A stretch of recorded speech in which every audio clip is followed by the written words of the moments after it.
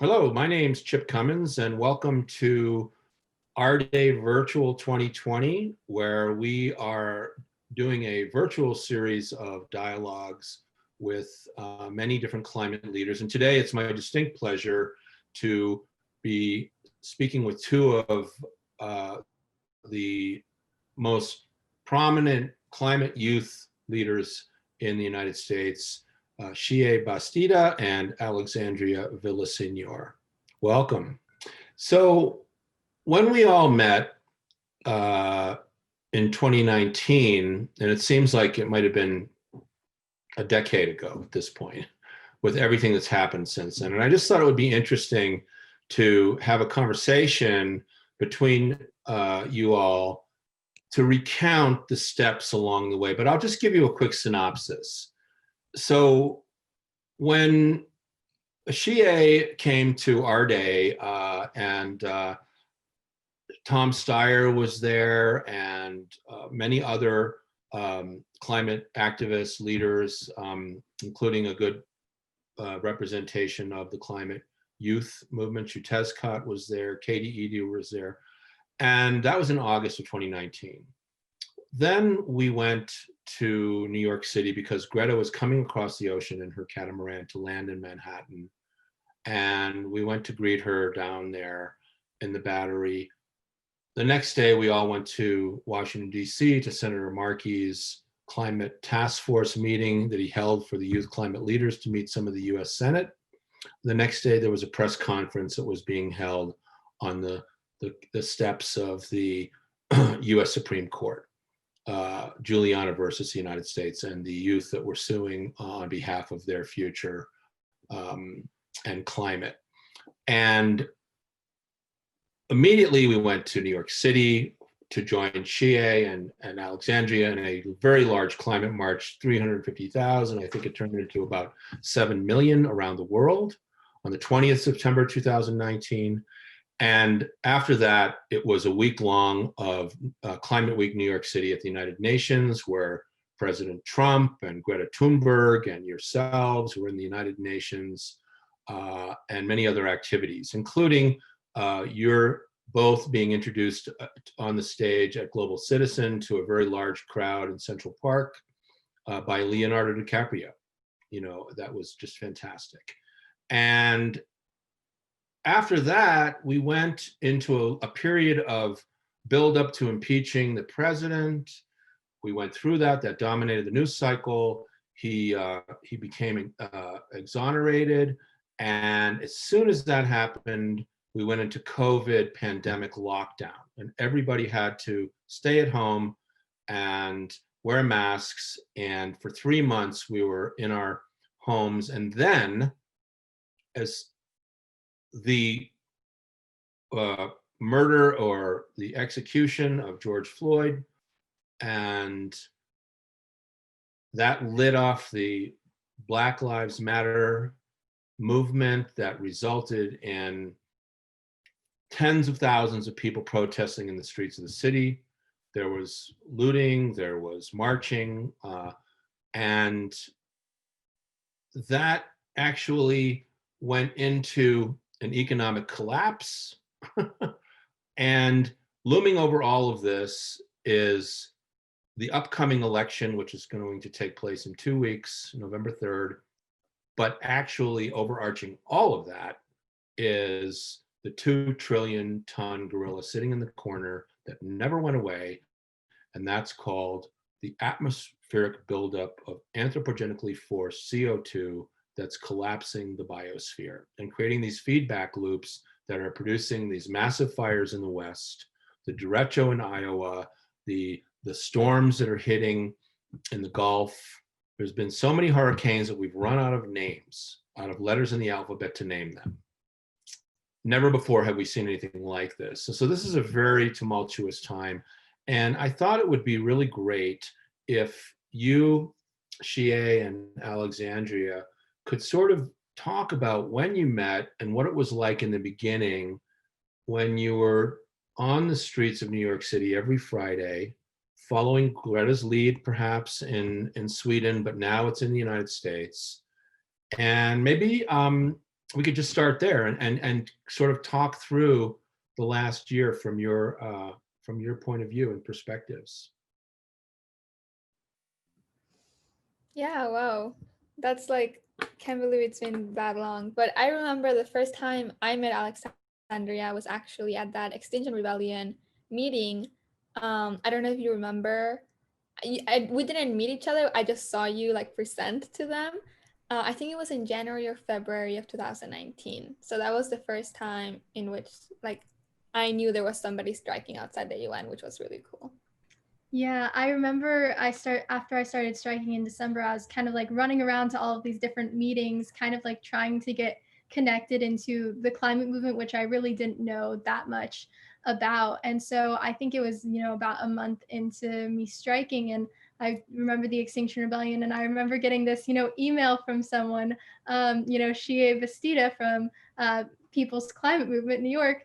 And I remember that was like one of the first memories I have of Shea. But then we started to get connected through, speaking engagements and protests. And so, yeah, you were definitely one of the first people that I started working with in New York City.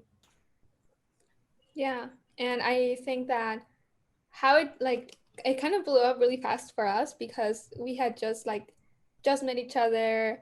Maybe I had been to the UN like once or twice with you and then we started um like planning the September 20th climate strike, and that's when we decided to really come together and create all these committees and bring in people and different organizations to organize what would be the biggest climate strike in the world at that point, because then Canada beat us the week afterwards. But it kind of everything for me in my memory, it just happened really fast. And like you were saying, Chip, that whole like month of September was probably like the busiest month of our lives. um I think now we're also kind of busy, but it's just events and you can do them at home. But that climate week of September 2019 was super, super busy. Yeah, I think that it definitely didn't expect it to get this big because, we did have the strikes for March 15th, May 24th, all of these global climate strikes that ended up leading to much bigger actions than we expected. And, when you're doing grassroots organizing, you're only paying attention to your local community. And so even though when I first got involved, I mean, I was connected around the world with others, but I don't think any of us really realized what was going to happen. Yeah, I think we planned for 10 to 20,000 people to show up. Like that's what we told the city that we were gonna have. That's what Battery Park, where we held the rally at the end, was prepared for. So when over 300,000 people showed up, I don't think we can even envision how much that is. The only way we can, I think, was with the helicopter views of the city, of just streets and streets and streets of people. And I think that was one of the most empowering moments of like my climate activism. Like walking through Wall Street with people like screaming, "We want climate justice," was really one of the most inspiring moments. And I kind of do miss that. How do you feel, Alexandria, about protests? I definitely agree. I think September 20th was the largest climate strike protest I'd ever really been to. And I remember in organizing for that, we knew there was going to be a lot of people, but we didn't actually, think about how many there would be. We ended up getting, the New York City mayor to come, and all of these politicians were even there marching with us while we were shutting down Wall Street. And so I remember our permit was only for 10,000 people, and that's just how much we were predicting, because that was the largest we'd ever gotten if it was even just 10,000. And so, but then with the school system giving the day off for students as well, I think that gave it an extra boost as well. And so it's definitely, September 20th was this catalyst, as it was, and it did lead to so many different things. And then just a month after the strike, after the 20th, there is the Youth Climate Summit, and then there is the United Nations Climate Action Summit. And then there was COP. And so there's just so many different things that came after that. And after COP, there was the World Economic Forum. And so we have these actions, but then there's also all these conferences that we have to do, because when we take action, we still need to be involved in the decision-making processes. Right. Yeah. Hey, I remember I was at COP with both of you, but before we get there, I know that during Climate Week, I went to an event that featured Al Gore with the youth leaders, and I think Shia was there, and I'm not sure if you were there or not, Alexandria, but maybe what was that like? You know, I remember there was a lot of conferences that happened, and so there was the panel with Al Gore that me, Shia, Jamie and Sophie from XR was on. And so I think that throughout that week, it was an amazing time because Greta was there and she was amplifying on the ground organizers as well. It was definitely overwhelming, of course. Especially the press. I remember the first time that we were all at the UN with Greta. The press were more than kids at the beginning, because we said like, oh, it was gonna start at 10:30 or 11, and at like in the morning there were already so many people just wanting to take pictures and do interviews. But Greta did a really good job of passing the mic. She said there's other people here who also need to be heard, so we really appreciated that. And also I think that she kind of respect the place that you had picked, Alexandria, for the UN protests. So she was like, oh, I actually want to sit on the bench that Alexandria has been sitting on for the past year. So that was also really cool that she kind of knows that each place around the world has like its own specific traits, its own people leading. And it's not only like her and like other people who are known, but just all these individuals who come together and build up and have communities. And we've learned so much from organizing, and we both founded our own organizations, which is insane, I think, to think about.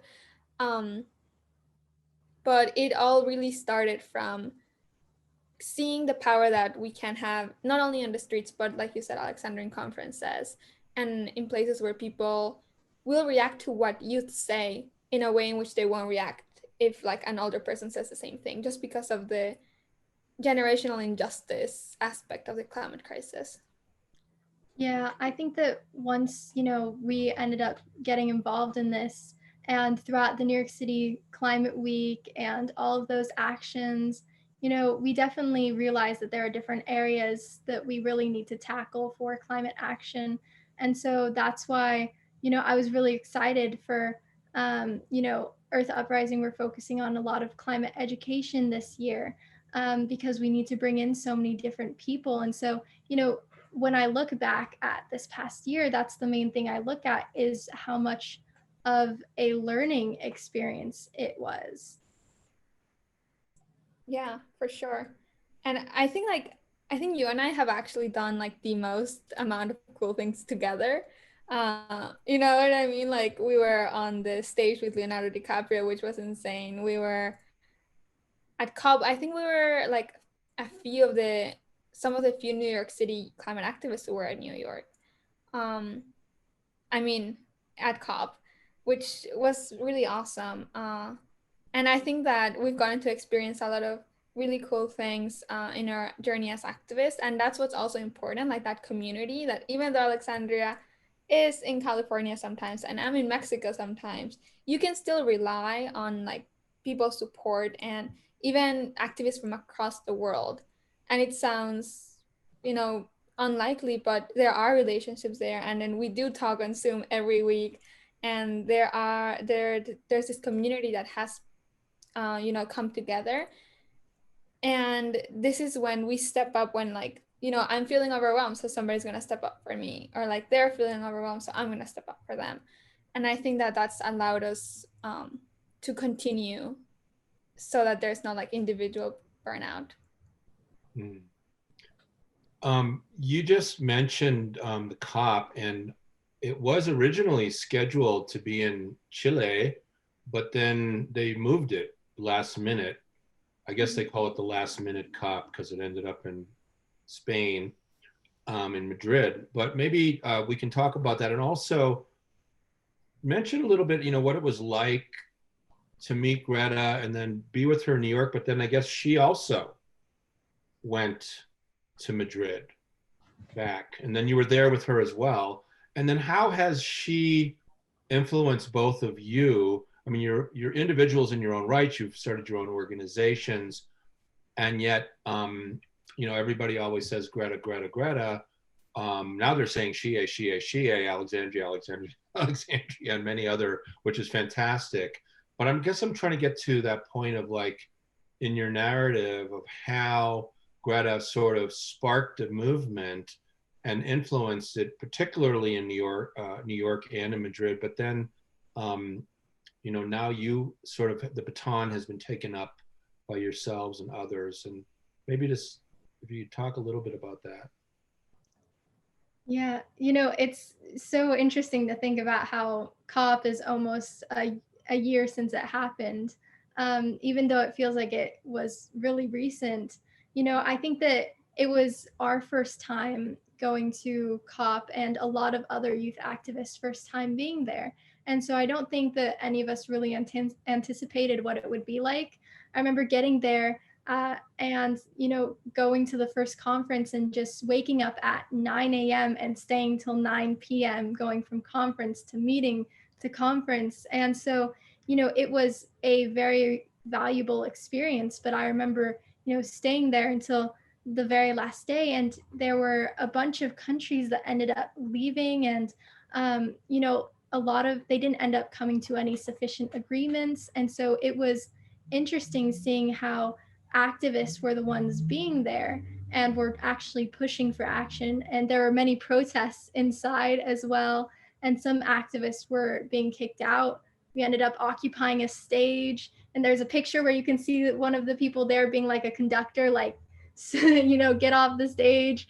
And so it was definitely a valuable experience, because next time we can go to these conferences and demand much more of what we want, because there wasn't enough representation at the last COP, and there was definitely not enough action. Yeah, and also it's funny, I think, that you mentioned that we occupied the stage, because COP actually said that it was planned, that it was scheduled, that we were gonna go on stage and sing.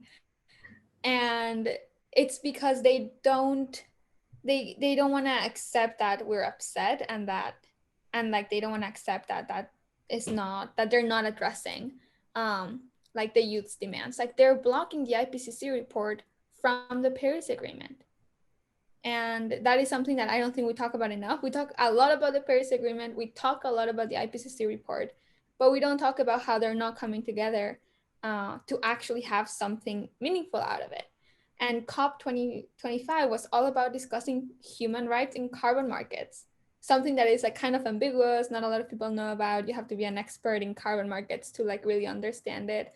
But that was the gist of it, debating human rights, which should not even be a thing. So yeah, we were kind of confused, and we were trying to get other meaningful things happening. We did a lot of press conferences.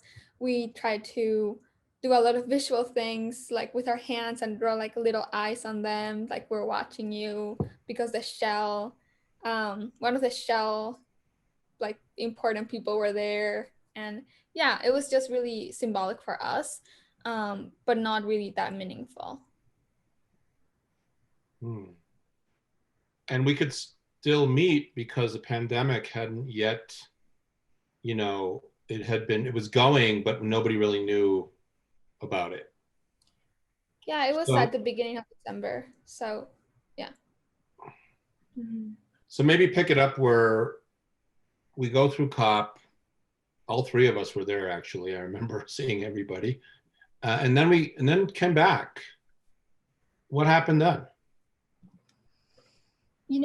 I remember I only have a couple specific memories after COP. I feel like, after COP, you could start to see that travel was starting to shut down. But all the way until the pandemic, there were so many conferences that still happened. I mean, there was WEF, and the World Economic Forum, and from some instances, you could say the WEF actually had more action than COP. And as well as, there was Earth Uprising, we had our youth staff retreat in Los Angeles, and it would be the last time I got to see youth activists in person, sadly. And my last event that, I was being able to do was actually at the United Nations for International Women's Day. And so I didn't exactly expect that that would be the last thing I got to do and see all of those activists that week, because just before then there was a Friday climate strike in New York City. So you would definitely not have anticipated what would happen.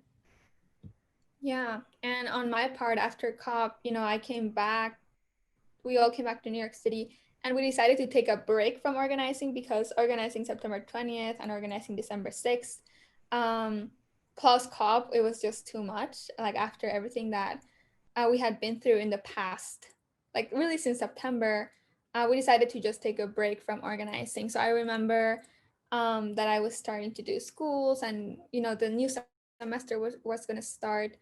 And the last thing I remember was that I was actually going to go to Mexico for my first conference in Mexico, because I've never been to a conference in Mexico, and I had to do it online. It was my first Zoom conference, which it gave me a little taste of what I was going to have to do for the next 6 months.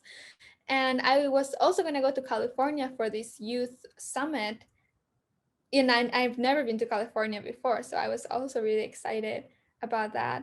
And it also got canceled. The last thing I did was go to New Orleans and see the Ninth Ward, which is where Hurricane Katrina hit. So my last taste of the outside world was really kind of re-internalizing the injustices of the climate crisis. So I think that I went into all my latter work in the pandemic, just making sure that I was talking about justice even more. And when the murder of George Floyd happened, I think that a lot of climate activists started actually marching out and becoming like supporters of the Black Lives Matter movement in a way that made the movement more intersectional. And that's why our most recent protest on September 25th of 2020 was about environmental racism in New York, because we want to bring both movements together. We know both movements are powerful. We know both movements have like really, really strong leadership, but they also are deeply interconnected. So we want to show people that it's not climate or Black Lives Matter or immigrant rights. It's kind of all together in a sense. So yeah, I think that especially lockdown taught us a lot about kind of screen time and like Zoom organizing, and kind of like also to have fun and give ourselves more space to kind of become friends with our fellow organizers rather than just work. Mm-hmm. Yeah, I agree with everything that Shie said. I think that during this pandemic and social distancing, it's definitely been an opportunity for us to grow and learn and reflect as well. And so I think that the Black Lives Matter movement is something that has really taught the climate movement how to be much more intersectional with our work. And we need to continuously amplify people of color and communities that are being most impacted by the climate crisis. And so we can't have climate action without climate justice. They're very intertwined. And so seeing how everything we need to do, it's, so I feel like our movement is going to definitely grow so much more after this. I definitely do miss seeing everyone in the protests and the striking every Friday. It's not safe for me to travel to any actions anymore because I do have health issues. So I'm in more of that greater risk area. So which means that I've had more of an extreme quarantine than other people, sadly. But, I think that we've had to find ways to transition our actions all online, though, because of this time. Earth Day, I was very sad that that was canceled, but I actually planned on being in Washington, D.C. for the 50th anniversary of that. And so doing Earth Day online just wasn't really the same, and it didn't generate the same amount of media and awareness. but it also taught us that we need to approach the movement differently than we have been before. Well said, well said.